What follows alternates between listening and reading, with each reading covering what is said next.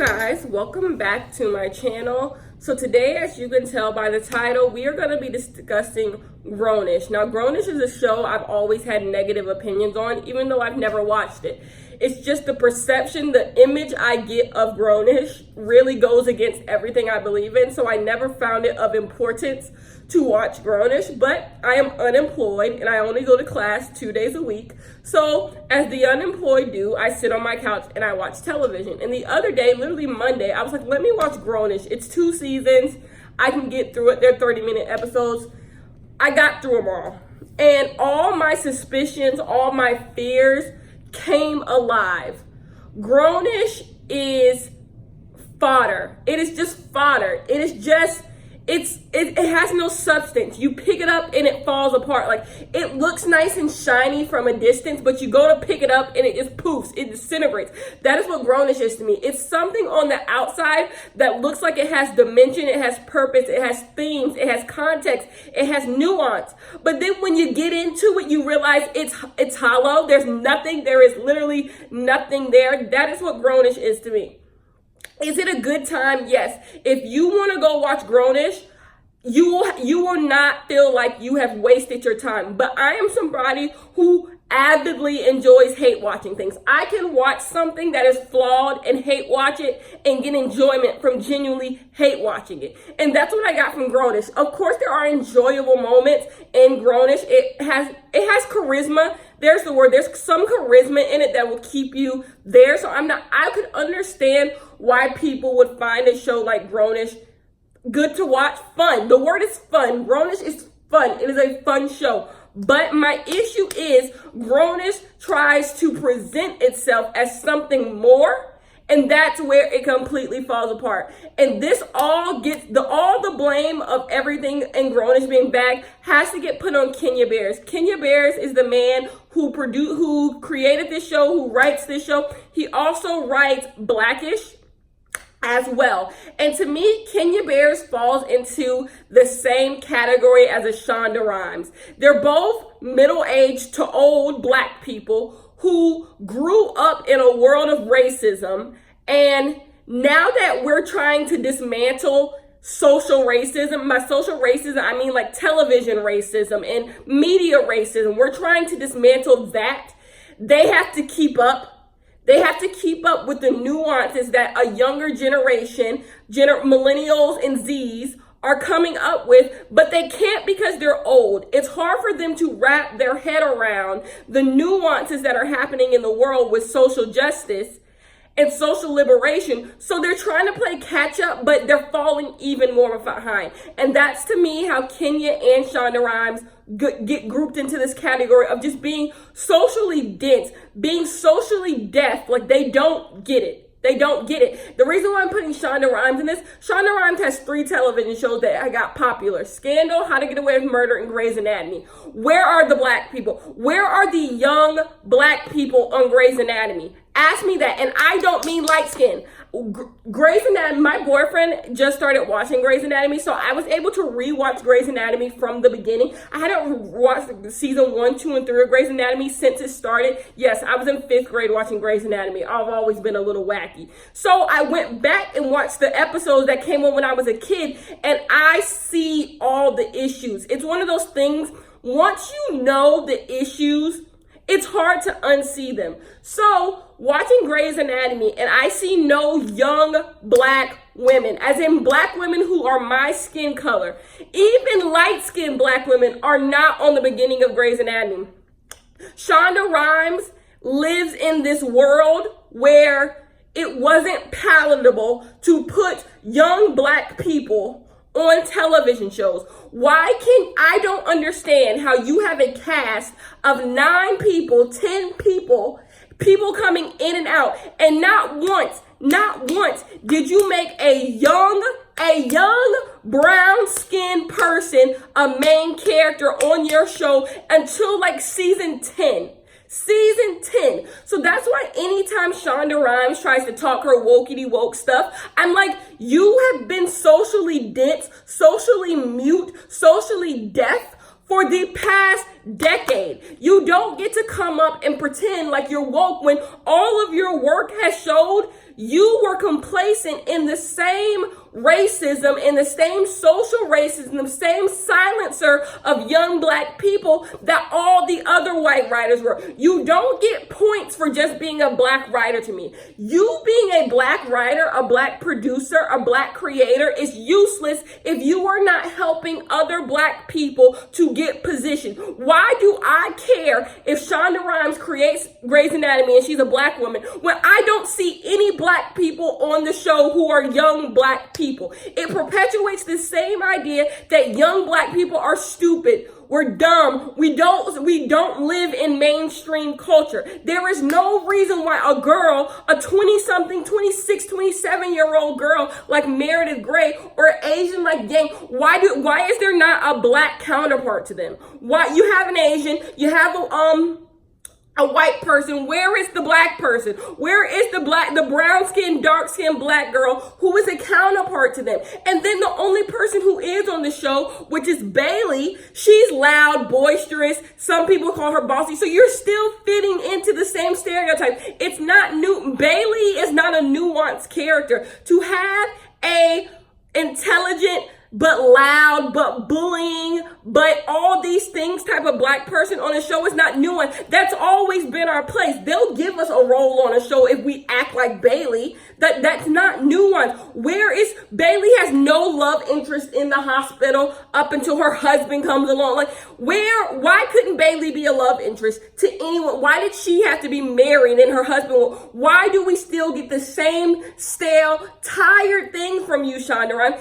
And this continues to happen in Scandal. It continues to happen in How to Get Away with Murder. Like, of your 3 shows, I only know, besides Viola Davis, obviously, who and Kerry Washington, where are the black people? You have that young one young black girl in How to Get Away with Murder, and they're just surrounded by whiteness. And I don't understand. So no, and back to the topic, Kenya Barris, who is the creator of Blackish and Grownish, falls into that same trap. They're old. They don't get it. They don't get it. They've grown up in systematic racism for so long that they just don't get it. They don't understand the social restructuring that needs to happen in media. They don't understand. And it bothers me when they try to tackle these subjects, but also being the reason why these subjects exist. And that brings us into Grownish. Grownish tries to be this socially aware breaking of the fourth wall show, and I'm like, you're not that, sis. You're not that, sis. You play into all the issues that we have. Yara Shahidi is walking light-skin privilege. She is walking light-skin privilege. So it doesn't surprise me that someone who looks like Yara Shahidi on this show gets everything she wants on this show. She all, to have the one light skin, well, they're all light skin on the show, first of all, but to have a main character who is light skinned in college, and Yara Shahida, her name is Zoe on the show, is literally a horrible person. Like, she treats people horribly. She's self-absorbed. She's mean at times. She's all these things. But for some reason, we're supposed to see something redeemable in her. And you want to know the thing we're supposed to see redeemable in her? Her attractiveness. We're supposed to allow her, just because she's light-skinned and pretty, we're supposed to that is her redeemable trait. She's light-skinned and pretty. So it doesn't matter that she treats everyone else on this show horribly. Her redeemable trait is she's light-skinned. That is the redeemable trait of this. Once again, Kenya falling plague to all we've seen this story. We've seen it with A Different World. When Lisa Bonet was on A Different World for the first season, we saw this story. We saw the light-skinned fuck up, the light-skinned who treats all her friends like shit, but her redeemable quality is she's pretty. We've seen it. And so what are you doing differently? I don't fault Bill Cosby when he was making A Different World, because that was the times. It was the times to uphill light-skinned people. They didn't even know that Bill Cosby was fundamentally unaware what he was doing. He was unaware why someone like Lisa Bonet being in college and everyone copping pleas for her, even though she's a horrible person in college, why that's problematic and why that, because there wasn't conversations about colorism at that time, not the way they are now. There wasn't social media. There wasn't dark-skinned and brown-skinned women, black women, telling their stories, how characters like Lisa Bonet are the issue in colorism. So when Kenya comes along with Grownish, why would you do a different world point two? Like, what was the point of that? Lisa Bonet and Zoe's character, Yara Shahidi's character, are the same. They're literal fuck-ups. Their first year of college and second, I watched the second, they're fuck-ups, but we forgive them because of what? Oh yeah, it's unspoken that their forgivingness comes out of them being light-skinned. So that's an issue, number one. There's no redeemable qualities, but their redeemable quality is light-skinnedness, colorism. Number two, every guy at this school is attracted to them, even though they have no attractive qualities. This all plays into colorism, because if any of these characters were dark skinned, Lisa Bonet's character in A Different World and Yara Shahidi's character in Grownish, if they were dark skinned, the attractiveness level would not happen, because Grownish has had episodes where they themselves discuss this, but they overlooked the fact that Yara Shahidi was the issue the whole time. So we might as well just get into it. I wanted to save this part till last, but we'll get into it. So Grownish decided it wanted to tackle colorism, right?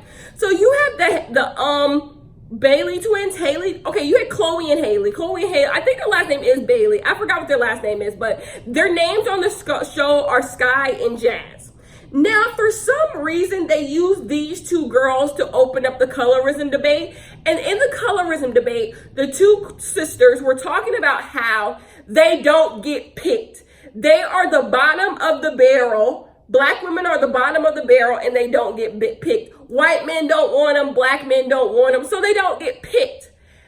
I have so many issues. The biggest red flag issue is Chloe and Haley, as far as on a black spectrum, fall in the pick category. Chloe and Haley are brown skin. In the right light, they're light skin. So the idea that they don't get picked was baffling, but it shows you the tone deafness of a Kenya Barris. He couldn't even have someone else on the show start the conversation about colorism because he has no dark-skinned people on the show. He has no one who is my shade or darker on the show to even start off the colorism debate. You had to use the two darkest people you had on the show, who are still light brights, to start off a conversation about colorism, how they don't get picked. Mind you, these two girls literally fit into the quintessential of what black beauty is. Maybe the fact that they have dreads will kind of knock them out of it, but these girls are literally stunning, and they would fit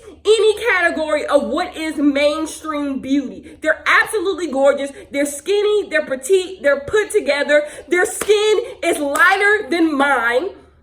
They are literally light skin adjacent. That is what they are, light skin adjacent. But Kenya has them start off the colorism discussion as if colorism affects them in a wide scope. They're black, but it does not affect them in a black scope. So then they're having this conversation, the sisters, and they're like, "Oh, we don't get picked. The black guys don't want us. The white guys don't want us." And I'm like, hold up a second here. Hold up a second. You guys seem to be having this issue, but for the past season, Yara Shahidi been getting play all season. She got 4, 5, 6 dudes fighting over her. So I'm like, what is the disconnect? You don't even see the issue, Kenya, that you created. Yara Shahidi, being the light-skinned queen she is, gets picked, while the girls who are not as light as her don't get picked. Yara Shahidi is a mixed race girl. Doesn't take away from her back, but she's mixed race. She gets picked. She's seen as exotic.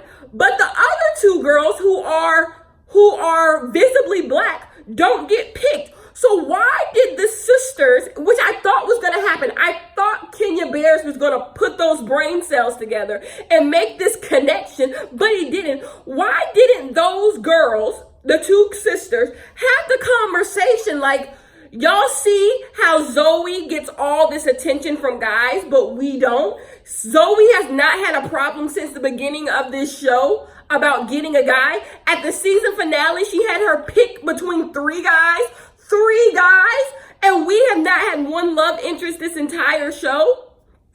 That was the conversation I wanted to happen, but that's not the conversation I got. This was a perfect time for Grownish to tackle its own colorism. How the lightest of the skin woman on the show, the mixed race woman on the show, is being uplifted, while the other girls who aren't even dark skinned. This shows you how out of touch Kenya Barris is. He can't even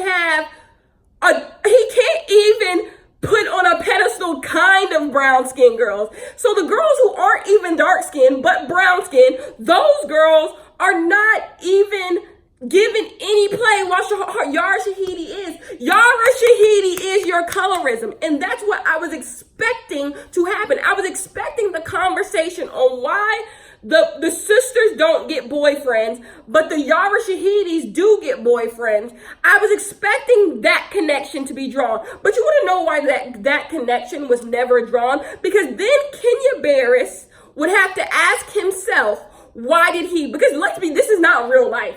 This is a show that he has written. He would have to come to terms with the fact that he did not write these two sisters' love interests. He didn't think to himself what these brown skinned girls do in college. He is so up the asses of colorism. He would have to have a conversation with why Yara Shahidi gets three love interests while the darker skinned girls don't get love interest at all. And it's funny I'm saying darker skinned girls. If y'all saw these girls are a light skin adjacent. They are literally this much darker than Yara Shahidi. The only thing that uplift Yara Shahidi is her exoticness. Yara Shahidi is mixed race. Therefore, that uplifts her the most. So yes, sorry, my camera died. I had to come back, So it bothered me that the perfect time to have a conversation about privilege and light skin privilege was missed.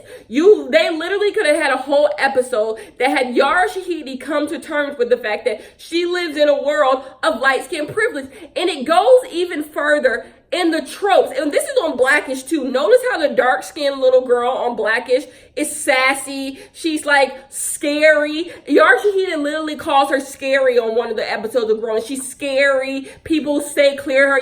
She's just fine. That is colorism. These same stale, tired tropes that are attributed to darker skinned black women, it's old. But once again, like I said in the Shonda Rhimes, Kenya Barris is out of touch. He went to film school or wherever. He grew up where this was the norm. These tropes equated to these skin colors were the norm. Bill Cosby made Lisa Bonet this love interest who was literally a horrible person, but she's forgiven because she's light-skinned, because that's all he knew. That's all he knew. So my issue is Grownish disguises itself as something that it's not. Don't sit here and fool me like we're really about to uncover colorism when it doesn't happen. So then let's go to the characters on the show. So when the two sisters, talk about how they don't get picked, it was the most cringy thing in the world, because even they probably was like, child, we get picked. Like, come on.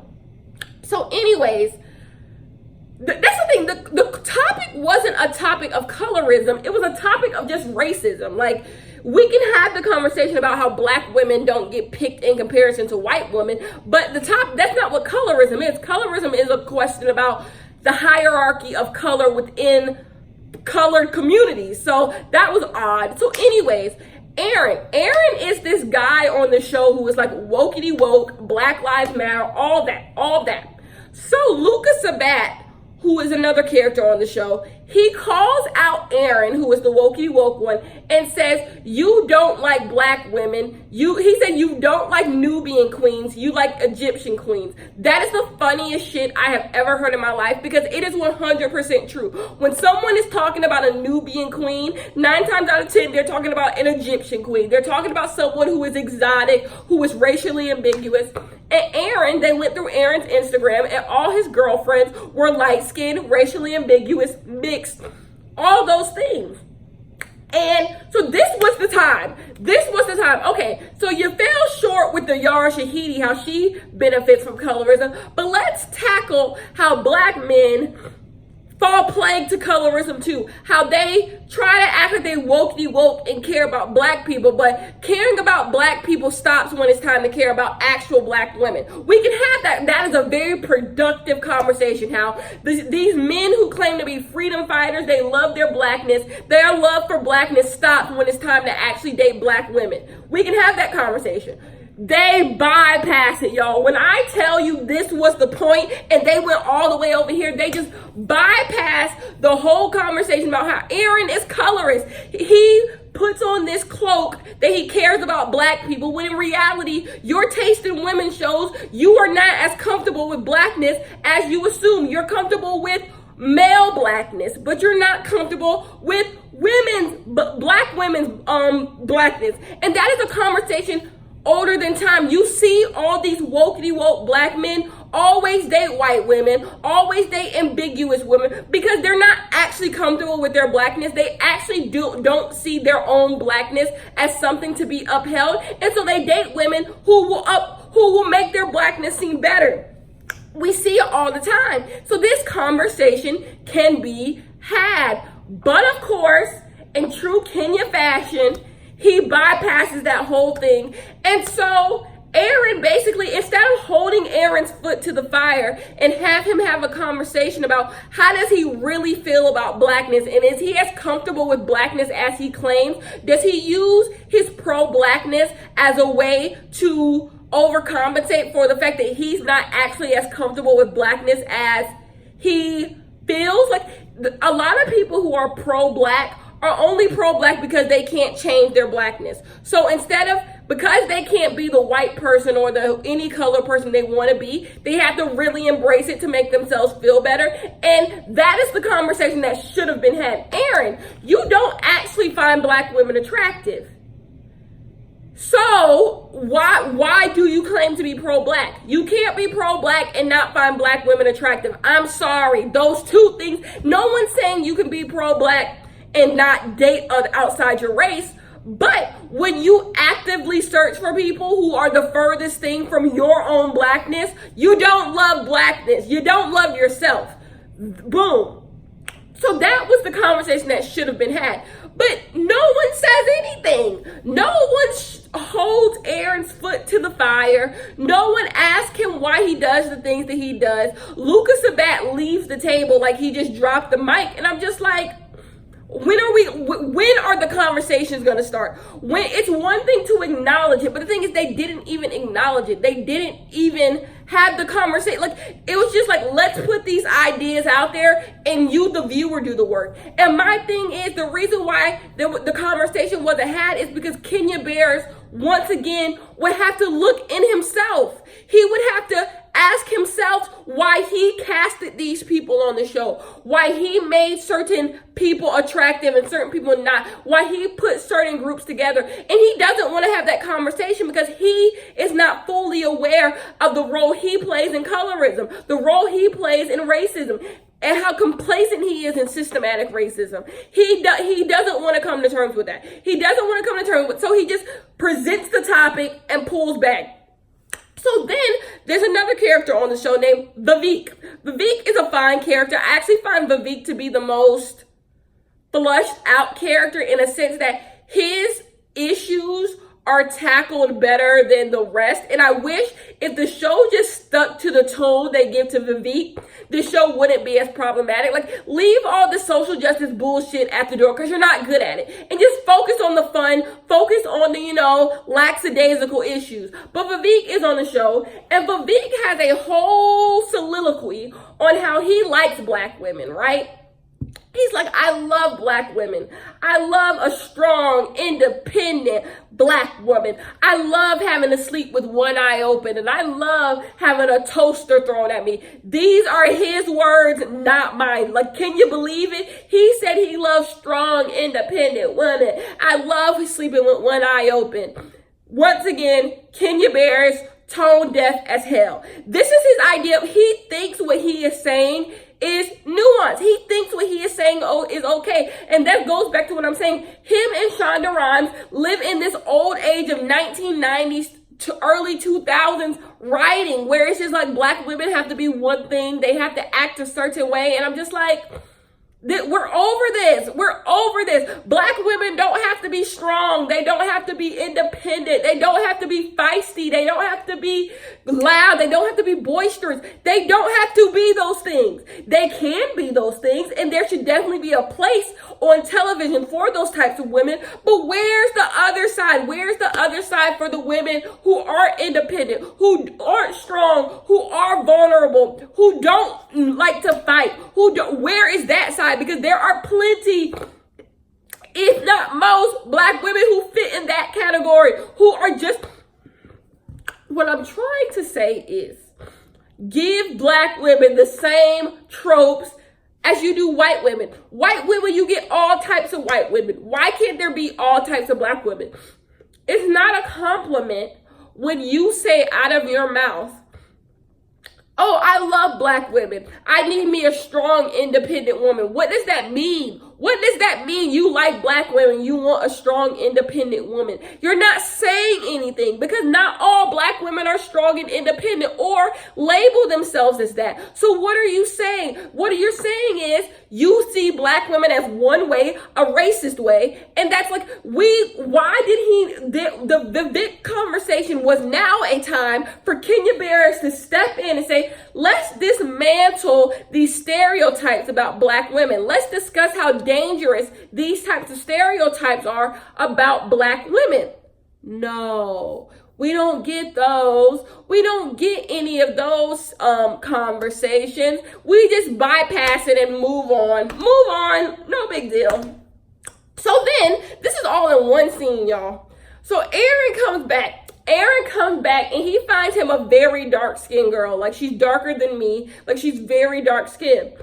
And he's like, look, I like black women. I like dark-skinned women. Look, I got this girl right here. Mind you, he doesn't know the girl's name. He doesn't talk to the girl. He, like, talks over the girl. Like, it's this very dehumanizing thing. Like, he was using the black girl as, like, look, I'm pro-black and I got me a black woman on my arm thing. It's the Jordan Peele effect. Like, he thinks just because he cast Lupita in a movie, he, like, loves black women. But let's have a conversation about how you, like, are married to a white woman. Like, let's have that conversation, because no one's asking you not to like who you like. The conversation needs to be had. Why do you choose the woman you choose? Let's dismantle your old hatred of yourself and why you do those things, because no one's saying, like I said, I have no problem with interracial dating. Date who you want. I have no issue with that. But if we're going to tackle the issues, let's talk about how these pro-black wokey men like to have a dark-skinned woman on their arm,